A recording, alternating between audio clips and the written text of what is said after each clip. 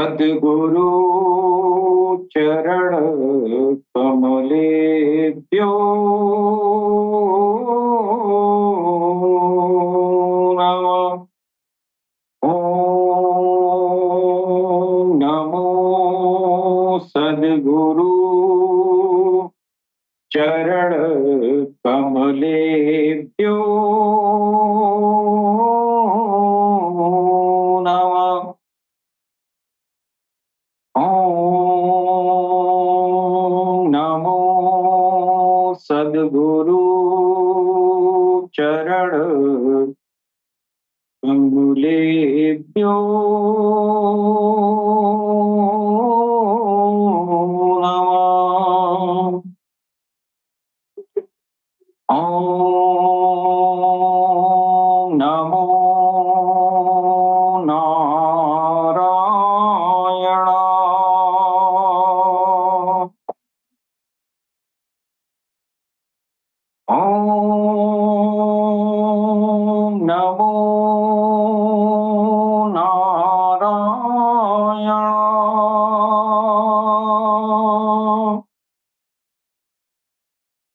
ओम नमो नारायणाय। ओम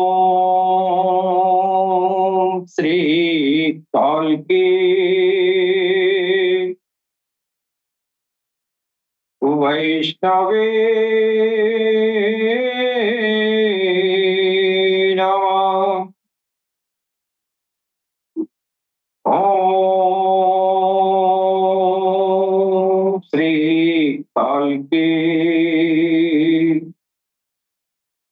वैष्णवे नमः। ओम नमो नारायणाय।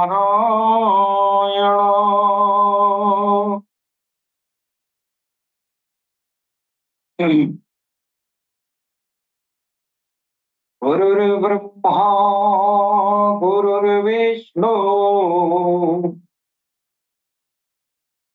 गुरुर्देवो महेश्वरः गुरुर्साक्षात् परं ब्रह्मा तस्मै श्री गुरुवे नमः।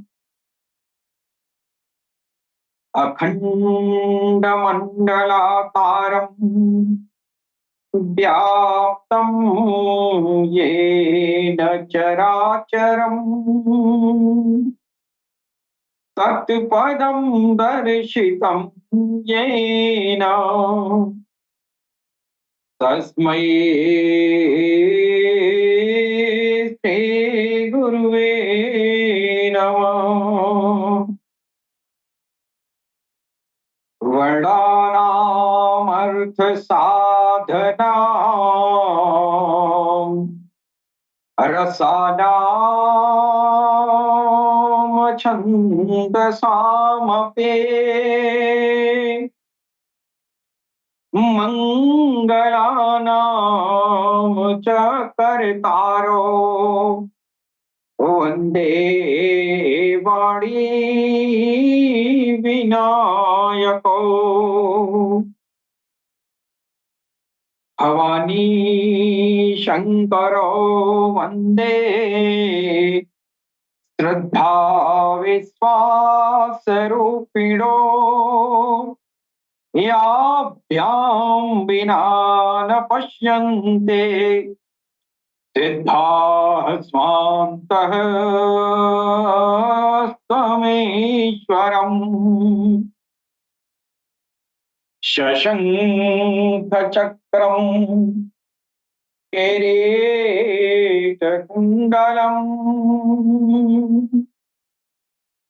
सपीतवस्त्रं सरसीरुहरक्षणम् संहार सहार वक्षः स्थलकुस्तभ्य श्रियम्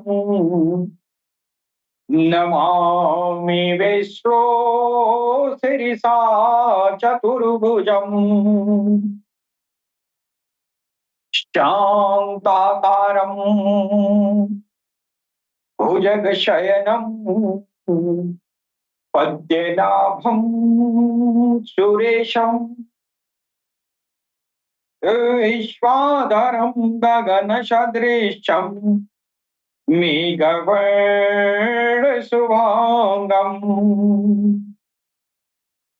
लक्ष्मीकान्त कमलनयनं योगिभिर्ध्यानगम्यम् वन्दे विष्णो भवभयहरम् सर्वलोकैकनाथम्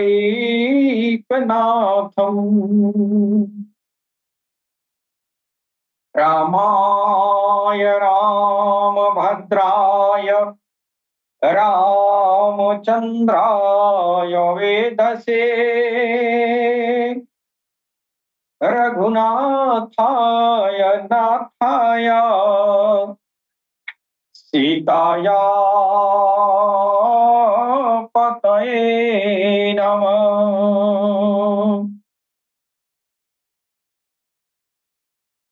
लोकाभिरामम्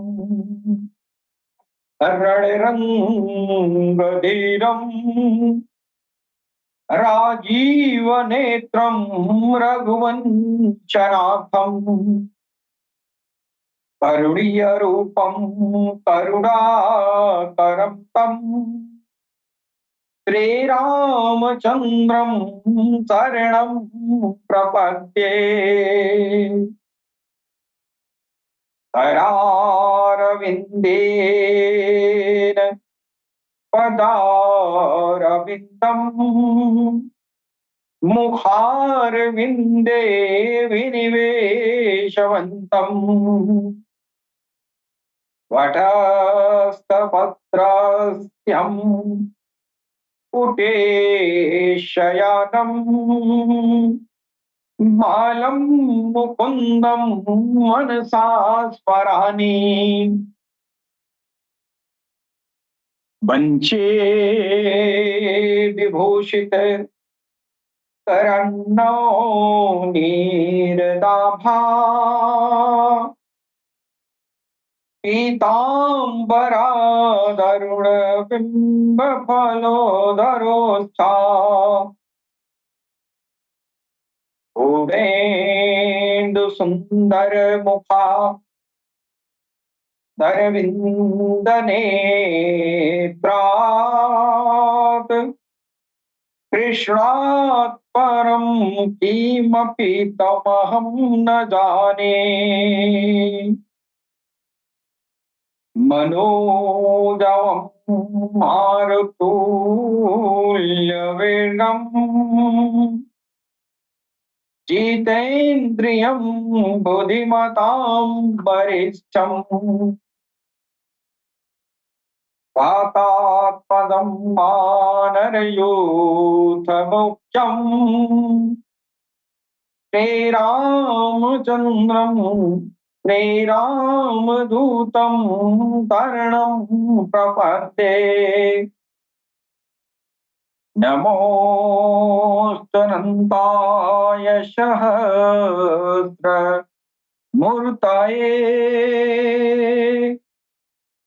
सहस्रपादाशिशिरोरुहाववे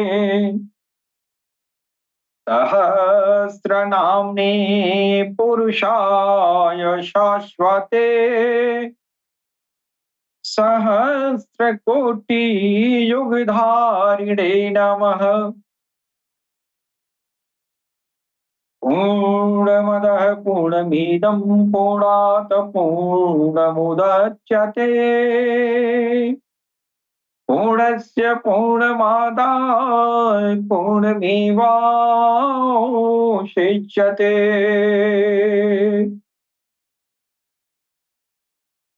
वन्दे उमापतिं सुरगुरुं वन्दे जगत्कारणम् वन्दे पन्नगभूषणं मृगधरम् वन्दे पशूनां पतिम् वन्दे सूर्यशशाङ्कवह्निनयनम् वन्दे मुकुन्दप्रियम् वन्दे भक्तजनाश्रयं च वरदम् वन्दे शिवं शङ्करम् कस्तूरीललाट कस्तूरितिलकं ललाटपटले वक्षस्थले कौस्तुभ्यम् नासाग्रे वरमौक्तिकं करतले वेणुकणे कङ्कणम् सर्वाङ्गे हरिचन्दनं सुललितम् कश्चे च मुक्तावली सर्वाङ्गे हरिचन्दनं सुललितं कश्चे च मुक्तावली गोपस्त्रीपरिवेष्टितो विजयते गोपाल चूड़ामणि गौरी पद्मा शचीमेघा सावित्री जया विजया जया देवसेना स्वधा स्वाहा मातरो लोकमातरः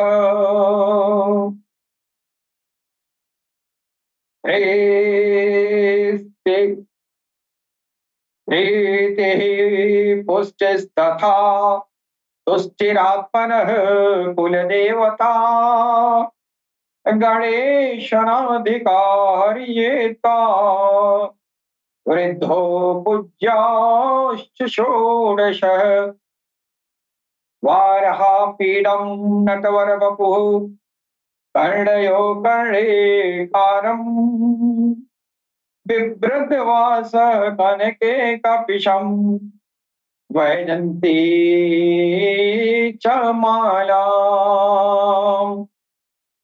अग्रानवेरोणधर सुधया पूरयन् गोपवृन्दैः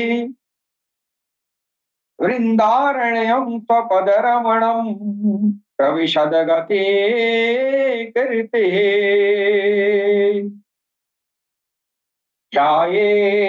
ध्यायेदाजानुबाहुं धृतशरधनुषं पद्मपद्मासनस्थं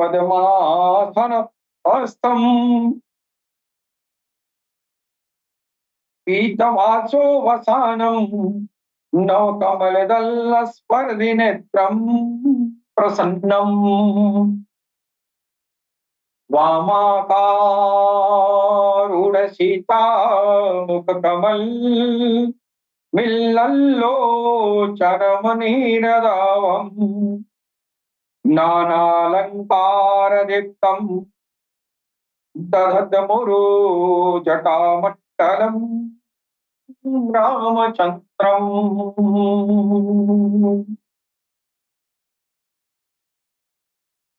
सर्वप्रथम हम अपनी भगवान सदगुरु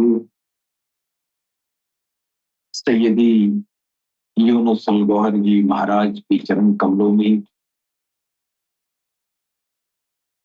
भगवान श्री राम की धरती से मैं कोटि कोटि नमन करता हूँ। तत्पश्चात हमारे जितने भी भाई बंधु जो पूरी दुनिया में प्यार और मोहब्बत का पैगाम सारी इंसानियत के दिलों तक पहुंचाते हैं, उन सभी दिव्य आत्माओं को मैं सर निभाकर प्रणाम करता हूँ। आज पूरी दुनिया में माँ भगवती की पूजा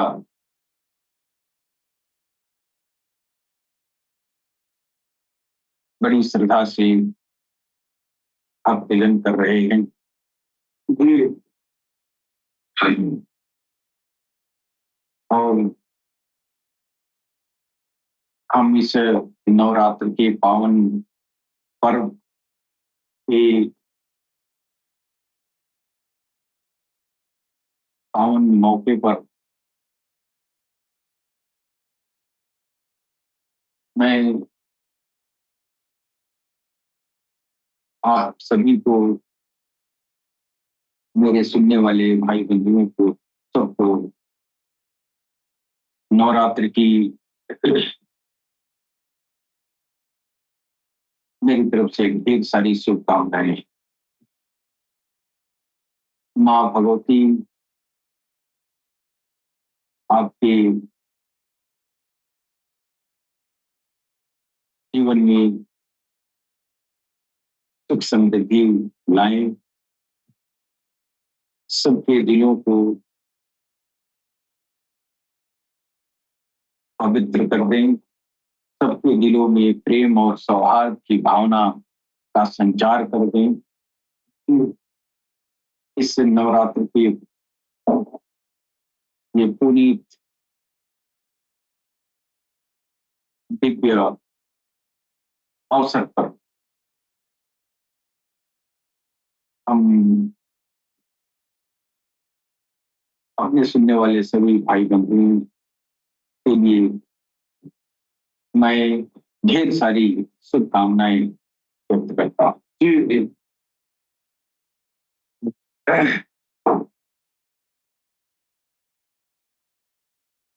क्योंकि हमारा जो अलरा टीवी प्लेटफॉर्म है, इस प्लेटफॉर्म पर हमारे संसार में जितने भी धर्म समुदाय हैं, ये लगभग हर धर्म संप्रदाय से प्रतिनिधित्व करने के लिए ये हमारे अलरा टीवी से हमारे भगवान सदगुरु की कृपा से ये मौका प्रदान किया जाता है कि आप जिस भी संप्रदाय के आप इंसानियत हैं, आपको अपने दीन और धर्म की संस्कार को दुनिया के सामने हमारे प्लेटफॉर्म पर आकर आप बयान करें। मूल में तो एक ही ईश्वर होगा और हम अलरा टीवी के प्लेटफॉर्म से हम सर्वधर्म समभाव का प्रदर्शन करते हैं और ये इस प्रदर्शन करने में हमको बड़ा हर्ष होता है। लेकिन सितम जरीफी तो ये है कि आज के इंसान अध्यात्म का सच्चा ज्ञान न होने की वजह से हर कौम वाला दूसरे कौम वाले के ऊपर एक बुनियादी सवाल का जो है प्रत्यारोपण करता है, जबकि सारे धर्म एक ही ईश्वर की तरफ ले जा रहे हैं। जो असलियत आपको नहीं मालूम है, वास्तविकता से अगर आप वाकिफ नहीं हैं, तो आप दूसरे धर्म वाले को, दूसरे समुदाय वाले को आप अपने समुदाय से मवाजना करते हैं और मवाजना का जो दारोमदार होता है वो आपका जो है सांसारिक ज्ञान होता है।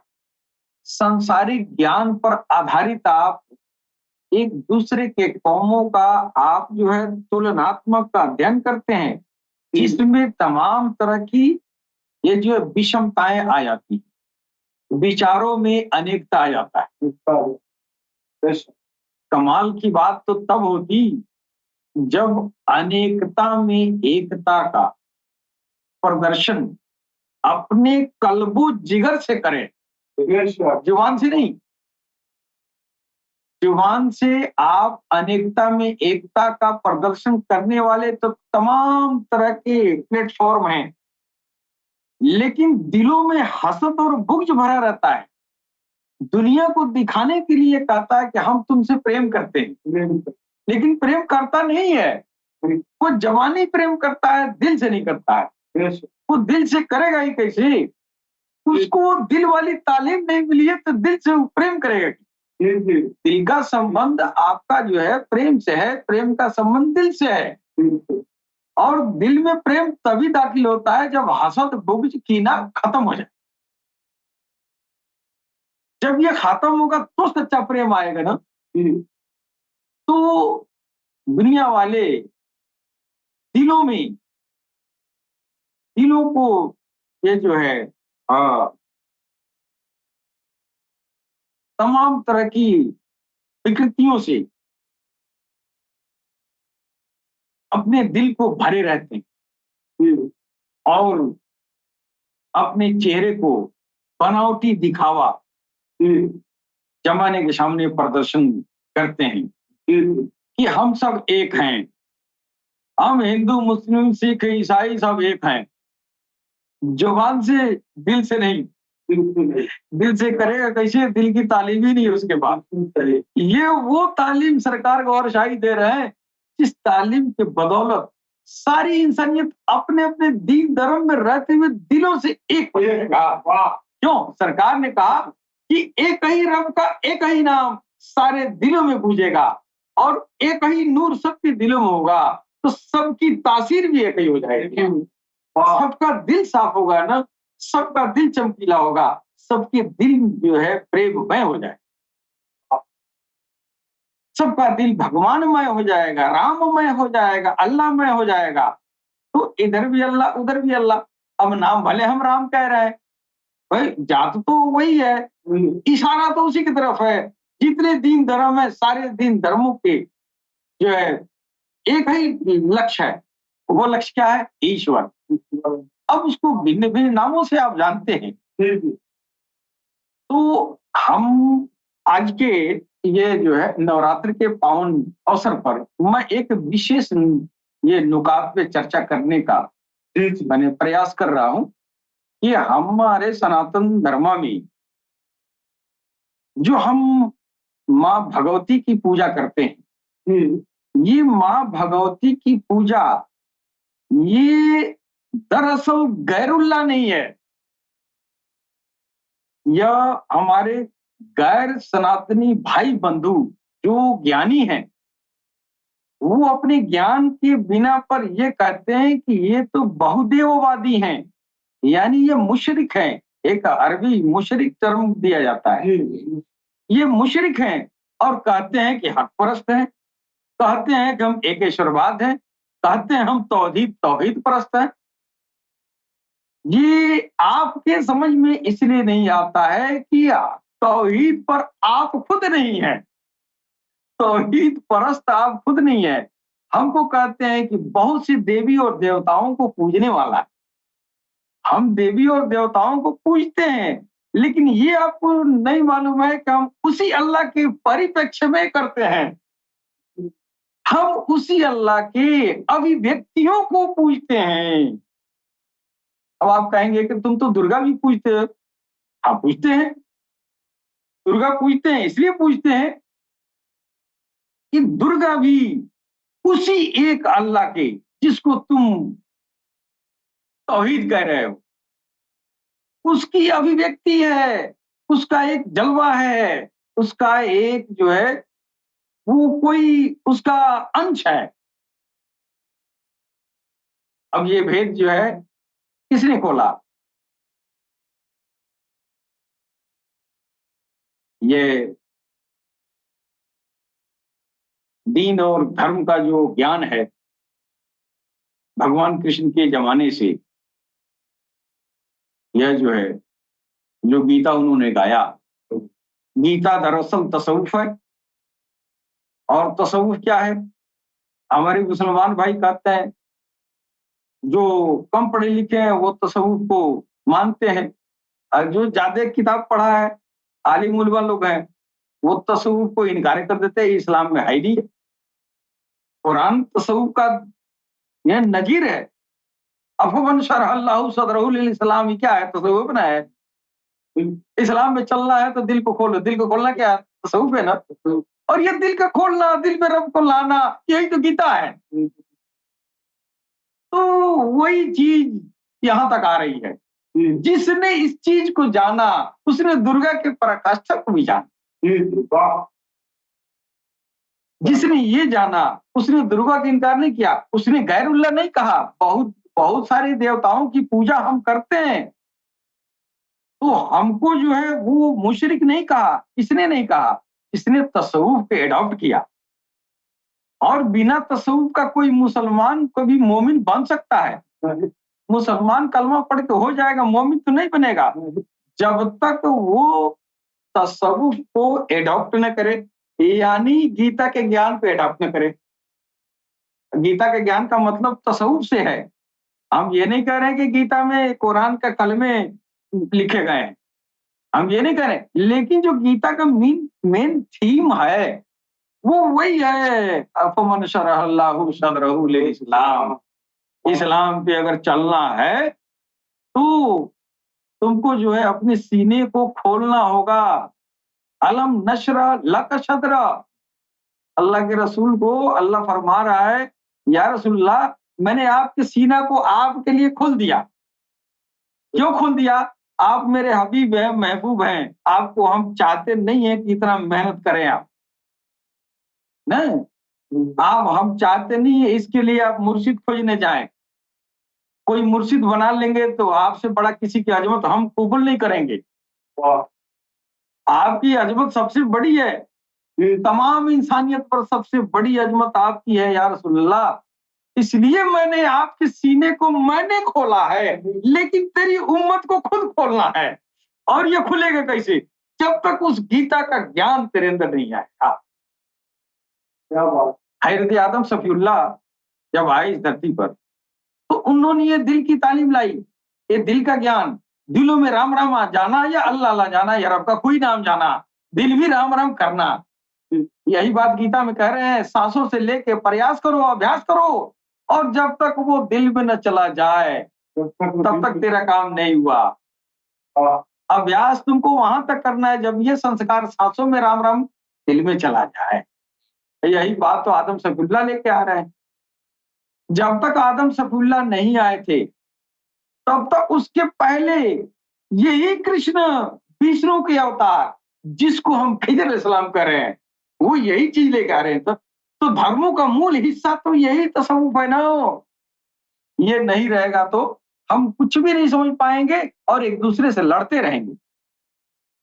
जब हमने तसव्वुफ एडॉप्ट किया, तब हमको पता चला कि ये दुर्गा माँ जो हम लोग पूजते हैं, दुनिया वाले पूजते हैं, ईश्वर अल्लाह एक है, वो सबका मालिक है, हम उसको पुरुषोचित समझते हैं। ये स्त्रियोचित शक्ति की पूजा क्यों करते हैं? शक्ति वो भी है, शक्ति ये भी है। शक्ति को हमेशा स्त्रियोचित लफ्ज में बयान किया जाता है। अब आपसे कहा जाए तेरे पास कितनी शक्ति है, तो शक्ति जब कहा जा रहा है तो शक्ति पुल्लिंग नहीं है, शक्ति जो है स्त्रीलिंग में दिखाया जा रहा है कि नहीं? और दुर्गा शक्ति की प्रतीक है। और शक्ति कहाँ है? शक्ति कहाँ से आई? परमात्मा से, ईश्वर से, अल्लाह से। अल्लाह से बड़ा शक्ति किसकी है? वो शक्ति अल्लाह की ही शक्ति, ये माँ दुर्गा है। हम शक्ति कह दिए और वो शक्ति वो स्त्रियोचित यानी फेमिनिन जेंडर में हम उसको बयान कर रहे हैं, उसको पूजा कर रहे हैं। अब फेमिनिन में क्यों आ गए? फेमिनिन में इसलिए आ गए कि अब इस्लामी तसव्वुफ में आप जाइए तो हजरत सुल्तान हक बाहू बहुत बड़े बुजुर्ग थे, फकर में काबिल थे, सुल्तान थे। अब तो जो जो तसव्वुफ एडॉप्ट नहीं किया सुल्तान माने क्या समझेगा? मौलवी साहब तो सुल्तान में कुछ नहीं समझेंगे। सुल्तान में यही समझेगा हम ही हैं गांव के सुल्तान। सुल्तान का मतलब ये हुआ ईजा तम्मल फखर अल्लाह, वो सुल्तान होता है, वो चलता फिरता अल्लाह है। ऐसे थे सुल्तान हक बाहू। सुल्तान हक बाहू ने ये बात बयान किया कि एक दिन अल्लाह ने अपने को देखना चाहा, तो जो उसकी ख्वाहिश हुई कि हम खुद को देखें। जब वो खुद को देखना चाहा तो उसकी ख्वाहिश ज्यों हुई, तो उसकी ख्वाहिश के मुताबिक उसका सारा हुस्न जमाल उसके सामने मुजस्सम हो गया। किसी शायर ने कहा, आईना जात हक ने रखा रूबरू, एक तस्वीर का दूसरा हो गया। मैं वहां से दुर्गा माता के कंसेप्ट को बताना चाहता हूँ। मैं दुर्गा माता से हट नहीं रहा हूँ, लेकिन जहां सुल्तान हक बाहू ने जो तसव्वुफ को एडॉप्ट ही नहीं किया, वो मुकम्मल थे, फखर में पूरा थे। फखर मैंने फकीरी, और फकीरी का मतलब आता करने वाला, यानी फक्कड़, जिसके पास कुछ भी ना हो, यानी गैरुल्लाह ही नहीं है, अल्लाह ही है। उसके पास अल्लाह के सिवा कुछ है ही नहीं है, उसी को तो फकीर कहते हैं। और जब ऐसा हो जाए कि तेरे पास अल्लाह के सिवा कुछ भी न रहे, तो फखर में कामिल हो गए। और वो सुल्तान हो जो फखर में कामिल था, चलता फिरता अल्लाह था। उसने क्या कहा कि अल्लाह ने एक दिन अपने को देखना चाहा और उसकी सारी हुस्न जमाल उसका उसके सामने मुजस्सम हो गया। जब वो अपनी सूरत को देखा, तो वहां ये हाल था कि अपनी सूरत को देख के वो फरेबता हो गया। जैसे आप कोई ऐसी लजीज चीज देखते हैं और अपना होश खो बैठते हैं। अब आप जो है अपने में नहीं रहते हैं, अपने को भूल जाते हैं। अगर आपकी पसंदीदा चीज जो दिल अजीज हो, वो चीज नजर आए, तो आप तो खुद बेखुद हो जाते हैं। तो ये बेखुदी उसको हुई, और किसके लिए हुई? अपने ही हुस्न जमाल के लिए हुई। अब यहाँ जो है क्या हो गया? यहाँ हो गया एक वो अल्लाह, वो ईश्वर, जिसको एक आप परमेश्वर कह रहे हैं या भिन्न भिन्न नामों से कह रहे हैं, वो एक के दिमाग में आया कि मैं देखूं, और देखा तो एक मुजस्सम हो गया, दो हो गया। अब वही इधर भी अल्लाह उधर भी अल्लाह, एक अल्लाह को देख के फरेबता हो जा रहा है। एक ही, एक में से दो हुआ ना, निकला है, अभिव्यक्ति है, मैनिफेस्टेशन है ना। जब वो फरेबता हुआ, तो वो जो है वह झूमने लगा। यह बात किसने कहा? सुल्तान ने कहा, जो अल्लाह बन के इस धरती पर विचरण किया। और ये कहीं नहीं, जिसने फख्र में कामिल हुआ वो अल्लाह ही हो गया और जमीन पे घूमा। ऐसे लोगों ने लिखा है, तो उसको काट नहीं सकते। वो तो अल्लाह ही है, वो जलवा ही वो आके बैठ गया, उसके पास दुनिया ही नहीं है, वो फख्र में पूरा है। उसने लिखा है ये कि देखा और फरेबता हुआ। उसके बाद से 7 बार उसने जुम्बिश किया, 7 बार उसने झूमा, नाचा। तो हम जो हरकत करते हैं, तो हमसे हमारे जिस्म से पसीना निकलता है ना, लेकिन वो ईश्वर जब जुम्बिश किया, तो उससे नूर खारिज हुआ। उस नूर से जितनी बार वो झूमा, उतनी बार उस नूर से एक एक रूह और ये आत्मा की शक्ल इख्तियार कर गया, वो भी मुजस्सम हो गया और एक रूह की शक्ल बन गई। यानी अब एक ही अल्लाह एक अपने को देखा, एक घटना हुई, 2 हो गया। उसके बाद झूमा, वो घटना हुई, तो तीसरा तैयार हो गया। 7 बार झूमा तो 7 तैयार हो गए, 7 रूहें, सब अल्लाह ही है, एक में से निकल रहा है ना। ये 7 बार झूमने की जो प्रक्रिया है, यह बहुत ही गुह्यतम ज्ञान है। इसको लोगों ने समझ नहीं पाया। हमारे वैदिक ऋषियों ने भी लिखा है इस घटना को, लेकिन इस घटना को स्पष्ट रूप से जो मेरे समझ में आने वाली है, उस तरह नहीं बयान किया। जब वो सुल्तान उसमें कि इस दौर में कलयुग में वो सुल्तान आया तो इसको साफ किया। बाकी कलयुग के पहले भी सुल्तान थे। ये 7 बार जो झूमने की जो प्रक्रिया है और 7 ये जो है प्रारूप, 7 वो स्वरूप जो ईश्वर का तैयार हुआ, वो 7 स्वरूप जिस इंसान के अंदर आके बैठा, वो सुल्तान कहलाया। हाँ, वो सुल्तान कहलाया। अब ये इस कलयुग में जो सुल्तान हुए, ये जाति सुल्तान थे, और उसके पहले जो सुल्तान गुजरे, वो सुल्तान सिफाती थी। हाँ, अंतर यह है, जब जाति सुल्तान आया, जात वाला सुल्तान आया, तब इसको जो है खोल के दुनिया के सामने बताया। उस 7 में से जो 7 ईश्वर के, अल्लाह के, प्रभु के, परमात्मा के 7 स्वरूप जो तैयार हुए थे, उस 7 स्वरूप जो है जिस इंसान के अंदर आया, वो फकर में कामिल हुआ, वो चलता फिरता भगवान हुआ। उसमें से एक जो 7वां था, है 7वां नहीं, वो तीसरा था। वो जो है, वो एक औरत के जिस्म में दाखिल हुआ। अब यहां से दुर्गा की कॉन्सेप्ट शुरू हो रही है। यानी दुर्गा एक औरत के शरीर में अल्लाह आके बैठा, और वो औरत जो है दुर्गा कहलाई। उस दुर्गा के पीछे जो शक्ति के रूप में अल्लाह ही तो है, वो तो अल्लाह ही ना है जी, दूसरा क्या है। हम उस दुर्गा को पूजते हैं तो कहां से बुत परस्त हुए, तो हम भी तो हक परस्त हुए जी। तुम हमको जो है बुत परस्त क्यों कहते हो?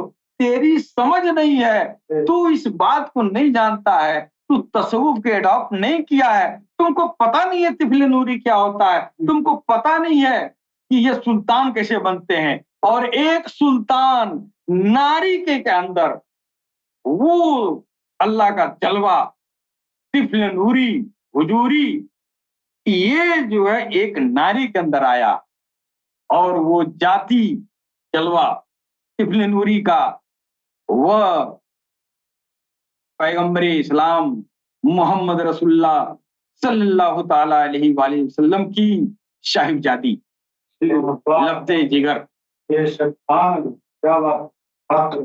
जो तमाम जहान के लोगों से भी ज्यादा अजीज मोहब्बत करते थे अपनी बेटी से, बीवी फातिमा जहरा रजी अल्लाह ताला अन्हा। वो जलवा उस औरत जात के अंदर आके बैठा, आके बैठ गया। अब वो है तो अल्लाह, जिस्म है औरत का, और है अल्लाह। इसमें कोई शक है? कोई शक है? नहीं शक। है अल्लाह, लेकिन जिस्म है औरत का। तो हम उसको उस औरत के रूप में हम उसको नमस्ते कर रहे हैं, हम उसका सम्मान कर रहे हैं, हम उसका इज्जत कर रहे हैं, तो क्या हम बुत परस्त हो गए? क्या हम नाहक परस्त हो गए? नहीं, हक परस्त हम भी हैं और हक परस्त वो भी हैं। अब वो 7 में से एक तो एक औरत के जिस्म में दाखिल हुआ, और बाकी मर्दों के जिस्म में दाखिल हुआ। वो मर्द जिसके अंदर वो तिफले नूरी हुजूरी आ गई, वो चलता फिरता अल्लाह हुआ। और वो जो है, वो वो फखर में कामिल था।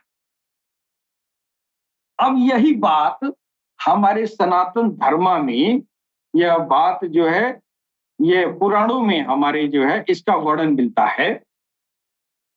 पुराणों में सप्त ऋषि के नाम पर भिन्न भिन्न नामावली मिलती है। अब भिन्न भिन्न नामावली क्यों मिलती है? कहीं 7 ऋषियों का नाम कहीं कुछ और बताया जाता है, 7 ऋषियों का नाम कहीं कुछ और बताया जाता है।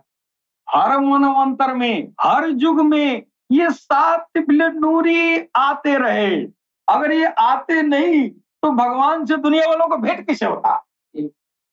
अल्लाह जानता है कि इंसान की जो आंख मैंने देखा है उसमें ताब नहीं है हमको देख लेने की, लिहाजा मैं अपने जलवे को इसी इंसानियत में डाल दे ताकि इंसान को तो देख लेगा। उस ईजा तम्मल फखर वाले को देख लेना, अल्लाह को देख लेना है, उसको छू लेना, अल्लाह को छू लेना है ना। वो उस फातिमा ज़हरा को जिसने छुआ, खुदा कसम उसने दुर्गा को छुआ। और हर मनवंतर में ये होता रहा है, 7 का पैनल, 7 फकीरों का पैनल हमेशा रहा है। इसके पहले ये सप्त ऋषियों की जो परिकल्पना है ना, ये अब तो सुल्तान हक बहुत है, अभी तो 500 साल पहले इन्होंने लिखा है, लेकिन 1500 साल पहले वो सुल्तान हुजूर पाक थे। उसके पहले जो वैदिक ऋषियों में जो हमारे जो वर्णन आता है उसमें भी 7 थे और वो सिफाती थे, ये जाती हुई है कि नहीं, वो सिफाती थे। तो पुराणों में भी सप्त ऋषियों के नाम भिन्न भिन्न तरह के नाम नामावली बताई जाती है। विष्णु पुराण के अनुसार इस ब्रह्मंतर के सप्त ऋषि जो है ऐसे हैं, उसमें लिखा है कि वशिष्ठ कश्यपु अत्रि जमदग्नि स गौतम विश्वामित्र भारद्वाजौ सप्त सप्तर्षयो भवन। अर्थात 7वें मनवंतर में सप्त ऋषि ये हैं वशिष्ठ, कश्यप, अत्रि, जमदग्नि और गौतम, विश्वामित्र और भारद्वाज। ये वही लोग हैं जिनके अंदर वो अल्लाह की सिफाती तिफले नूरी आके बैठ गया। क्यों बैठ गया? कि उन्होंने गैर अल्लाह को हटा दिया, अल्लाह उसमें समा गया। ये 7 ऋषि चलता फिरता भगवान थे, चलता फिरता अल्लाह थे। ये सब ईजा तम्मल फकर वाले थे। ये सब ईजा तम्मल फकर में पूरा थे और इसलिए वो अल्लाह ही थे। अल्लाह जानता है ना कि हम जो आंख इंसान को दिए उस आंख से हमको नहीं देखेगा, लेकिन हमको तो पूछता है, हमको तो चाहता है। तो उस इंसान के लिए गनीमत ये रास्ता दिया कि तसव्वुफ एडॉप्ट करो और हमको अपने अंदर बैठा लो, मैं तेरे अंदर समा जाऊंगा। अब जो तुमको देखेगा वो मुझको देखेगा। यही सप्त ऋषियों का है। और इसमें जो कलयुग में, इस दौर में जो 7 तिफले नूरी थे, उस 7 तिफले नूरी का एक तिफले नूरी मुबारका एक औरत के अंदर आया, जो बीबी फातिमा ज़हरा के ये वजूद मुबारक में वो जो है रिहाइश बना हुआ, वो अल्लाह का जज्बा, वो देखने में स्त्री लग रही है ना, नारी के रूप में है, तो उसमें अल्लाह है, तो वो शक्ति, उसी शक्ति को आज भी हम नमन करते हैं। अब बात आई कि यहाँ पर 9 दुर्गा, यहाँ 9 दुर्गे की बात हो रही है। तो 9 दुर्गा की जो हम पूजा कर रहे हैं, तो वो जो घटना हुई है, जो सुल्तान अकबर ने फरमाया था कि अल्लाह ने अपने को देखना चाहा, उसकी सारा हुस्न बरामद हुआ, फिर देख के फरेफ्ता हुआ, 7 बार जुम्बिश किया, नाचा, फिर उससे जो नूर खारिज हुआ, उसका जो है वो मुजस्सम होके और वो तिफल नूरी का रूप रूह के रूप में हो गया, वो जिसके अंदर आया वो हो गया। तो एक ही शक्ति ईश्वर की इस घटना में 9 रूप हो रहे हैं, 9 रूप हो रहे हैं। एक तो वो देखना चाहा, वो हो गया 2, 7 भरना चाह 7 9, एक ही शक्ति की 9 रूप में हो गई ना। उस 9 रूप को हम इसी दुर्गा को, उसी शक्ति को हम 9 रूप में पूज रहे हैं, 9 दिन पूज रहे हैं। ये वो घटना है नवरात्र का। आज हम नहीं समझ पा रहे हैं, यहाँ तक पहुंचना बड़ा मुश्किल है। क्यों?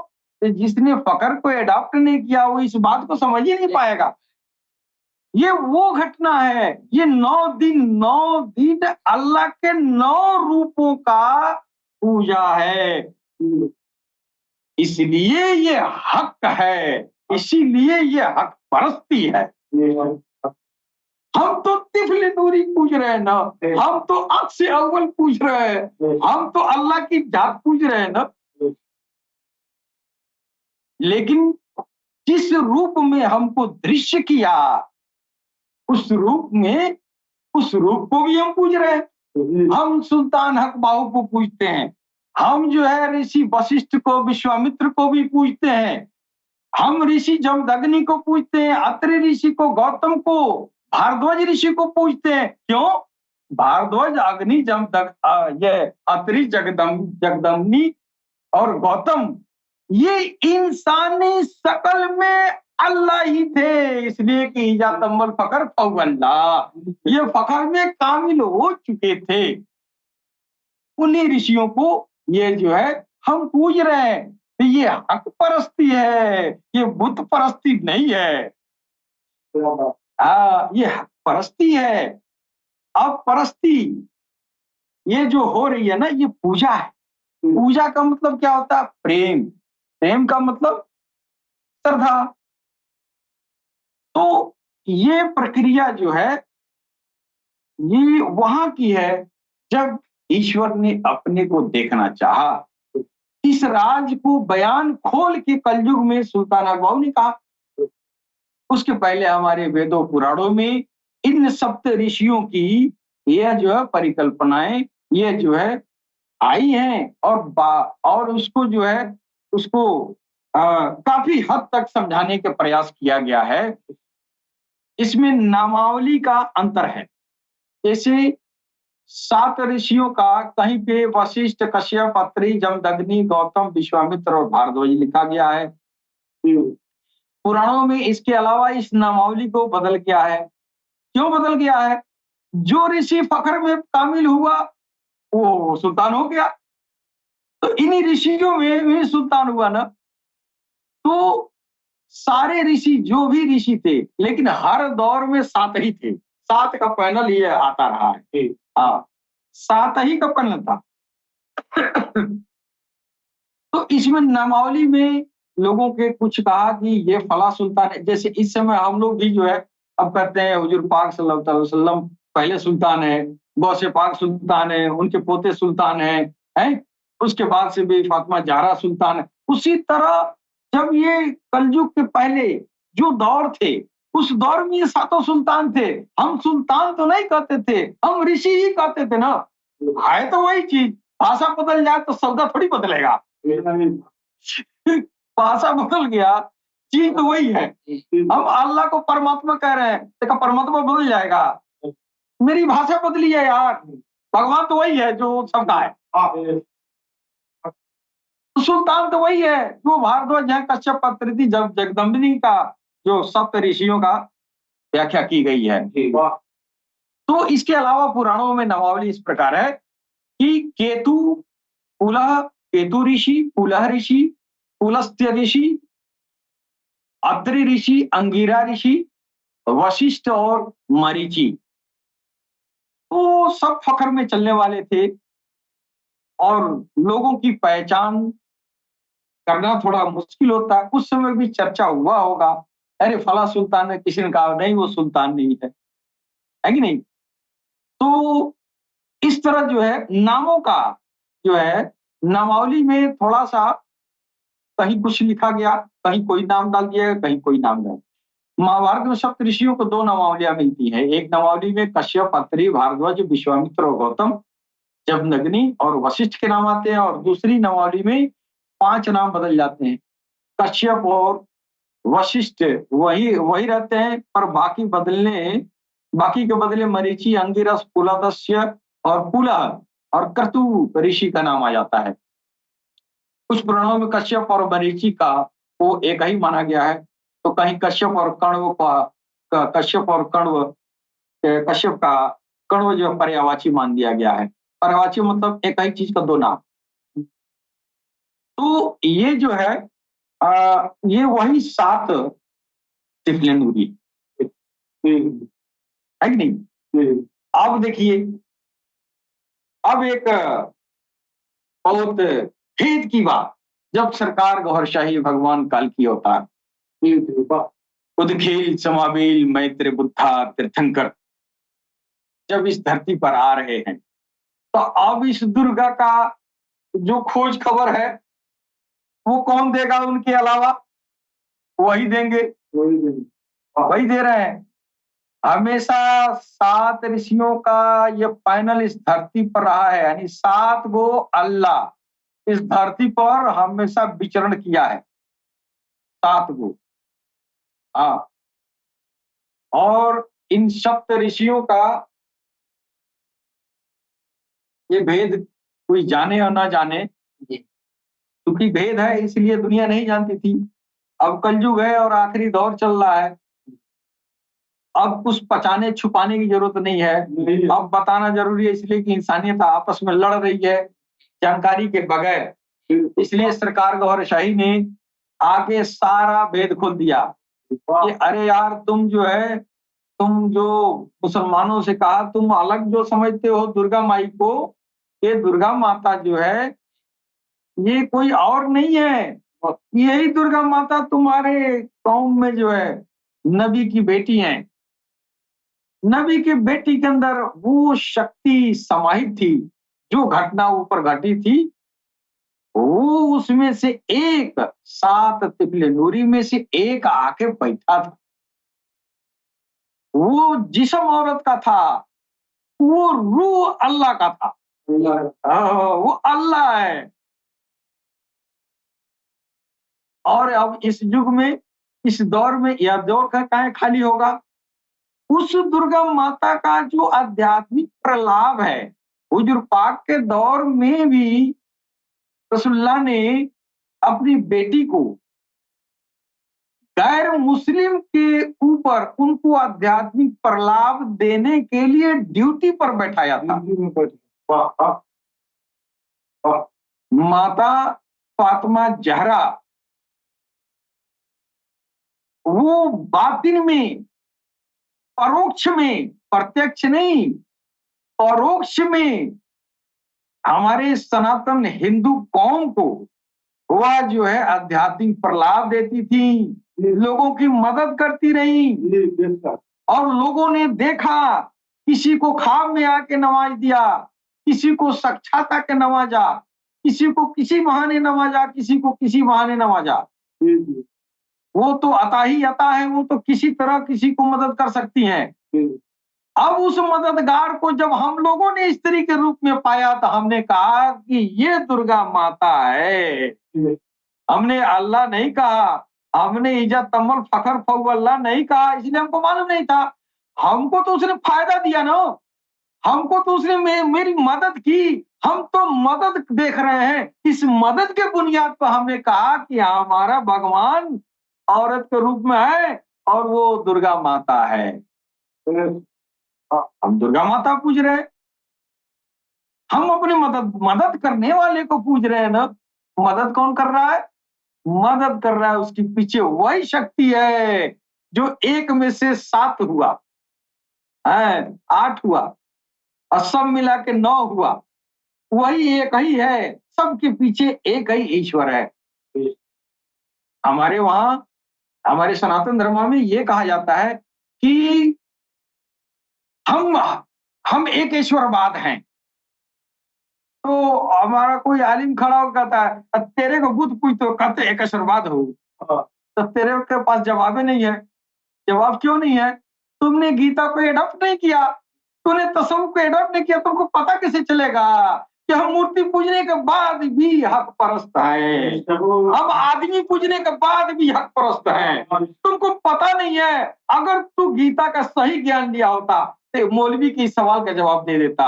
क्या है मौलवी, तू ही नहीं, मैं भी हक परस्त हूँ, मैं भी उसी रब का पूजा करता हूँ। अंतर यह है कि तेरे नबी ने जाके देख के शहादत दिया कि अर्श पे बैठा है, और मेरे जो ऋषि थे उसके अंदर भगवान को अपने अंदर बैठा के दुनिया में विचरण कर रहे थे। हम उनके कदमों में गिरे, गोया हम भी खुदा के आगे सर झुकाए। वाह वाह, हम भी हक परस्त हैं और तुम भी हक परस्त हो, हम तुमको गलत क्यों कहने जाए। अब अंतर यह है कि हमने सिफ्त को इसलिए पूजा, हमने फखर वाले को इसलिए पूजा। जिन ऋषियों ने फखर में पूरा हो गए थे, उनके अंदर अल्लाह परमात्मा ईश्वर आके बैठ गया था, हम उसको पूजते रहे। और तेरे नबी ने आके आंखों से देख के मुशाहिदा किया और आके कहा कि ऊपर बैठा है। जब ऊपर बैठा, ऊपर का भेद खुल गया, ऊपर बैठा तो नीचे भले आ जाए, कौन पूजेगा? नहीं पूजेगा ना। इसलिए कि नबी के आने के पहले तो यही समझते थे कि यही है अल्लाह। ऊपर वाली बात तो जानता ही नहीं था कोई। लेकिन आखिरी नबी आ रहे हैं, जब मेराज हो रही है, वो अर्श पे जा रहे हैं, वहां जाके जो है और भेंट हो रही है। अब देखिए वहां एक घटना, वहां जा रहे हैं तो कह रहे हैं, अल्लाह कह रहा है अभी ठहर जाइए, अभी ठहर जाइए, हम अभी किसी काम में मशगूल हैं। ठीक हो रहे, अरे अब कौन काम है? अब तो वही करते हैं जो तुम करते हो। तब इन्होंने कहा, ठहरिए मैं सलात में हूँ। इन्होंने कहा रब्बी जिदनी इल्मा। अरे अब क्या, अब तेरे देखने के बाद से क्या बचा, तेरे देखने के बाद से क्या बचा? तो उन्होंने कहा नहीं, अभी नहीं, इसका इल्म जो आप जानना चाहते हैं यहाँ आके, इसका ज्ञान कल की अवतार इमाम मेहदी जाके खोलेंगे। वो है, वो जो है अंधेरा है, वो अंधकार वाला चीज जो दुनिया को नहीं मालूम है, किसी को नहीं मालूम है, जो आप जानना चाहते हैं, वो काली है, वो काली है। और ये काली कौन है? ये जो दुर्गा का एक स्वरूप हम पूज रहे हैं, वो काली। काली का मतलब अंधकार, अंधकार का मतलब वो चीज जो हमारे ज्ञान में न हो, हमारे ज्ञान में न हो, वो आलिम गैब की तालीम है।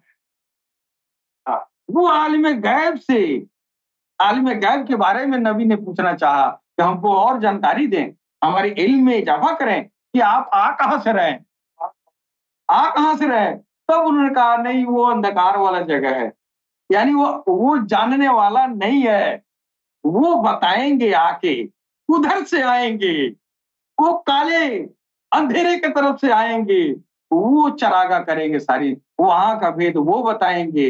वो काल की अवतार होंगे और वो इमाम मेहदी होंगे।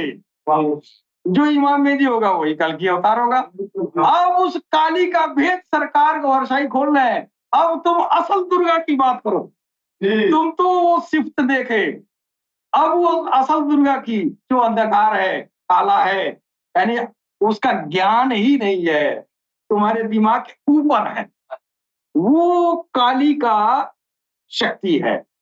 और इसकी भेद सनातन दौर में खुल चुका था, इसलिए उस चीज को हम काली के रूप में पूजते आ रहे हैं। जो काली शक्ति है, जहां का ये इल्म दुनिया को नहीं है, वो काली शक्ति है, उसको भी हम स्त्रीलिंग में ही पूजते हैं। लेकिन जब उधर से शक्ति आ गई, तब ये बहुत भेद खोली कि वहां के लिए दूसरे का परमिशन नहीं है। लेकिन जब वो आ गए तब उधर का भी परमिशन होगा।